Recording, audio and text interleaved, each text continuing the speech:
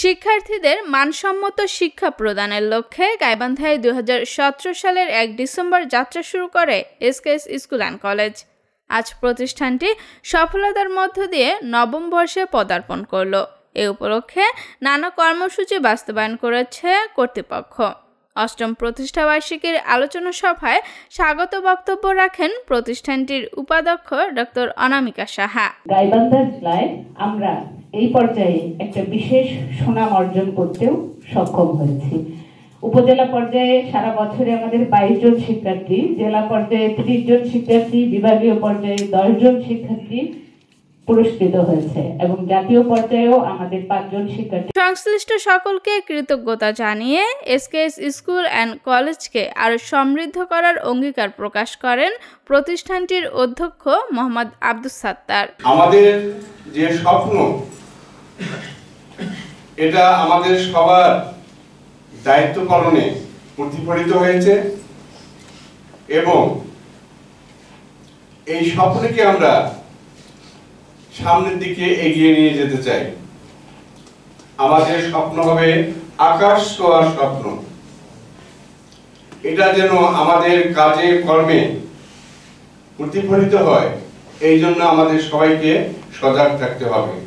SKS এন্টারপ্রাইজের প্রধান আবু সাইদ সুমন জানান, সকলের সম্মিলিত প্রচেষ্টায় এসকেএস স্কুল অ্যান্ড কলেজকে আরো সামনে এগিয়ে নিয়ে যেতে হবে।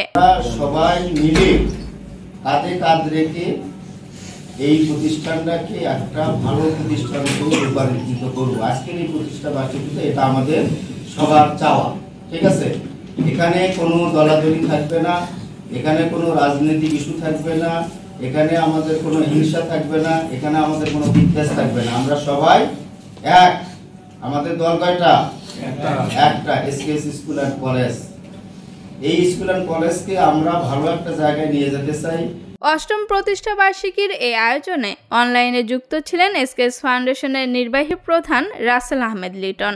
এ সময় এসকেএস স্কুল অ্যান্ড কলেজে গরিব, দুস্থ, মেধাবী শিক্ষার্থীদের বিনামূল্যে ভর্তি সহ সব ধরনের সুযোগ সুবিধা প্রদানের উপর গুরুত্ব আরোপ করেন তিনি। এসকেএস ফাউন্ডেশনের যে অঙ্গ সংগঠন হিসেবে এসকেএস স্কুল অ্যান্ড কলেজ প্রতিষ্ঠিত হয়েছে এবং সেই স্কুল অ্যান্ড কলেজেরও একটি স্বপ্ন থাকে যে আমরা দরিদ্র মানুষের ছেলে মেয়েদের যারা মেধা আছে তাদেরকে পিছিয়ে রাখবো, তাদেরকে সাথে নিব, যে বিনিময়ে হোক না কেন, অর্থের জন্য তাদেরকে আমরা ছেড়ে দেব। এই প্রতিষ্ঠানে কেউ আসুক, দরিদ্র মানুষ হলে আমাদের একটাই রিকোয়েস্ট থাকবে আপনাদের প্রতি, আপনারা ভর্তি করে নিয়ে নেবেন, পয়সার দিকে না দেখে তাদেরকে সাথে থাকবেন। এরপর অত্র প্রতিষ্ঠানের শিক্ষক, কর্মকর্তা ও কর্মচারীদের সাথে নিয়ে কেক কাটা হয়। এর আগে অনুষ্ঠানের শুরুতে বিভিন্ন অভিজ্ঞতা ও পরামর্শ বিনিময় করেন তারা। আফসানা মিমি, রেডিও সারাবেলা, গাইবান্ধা।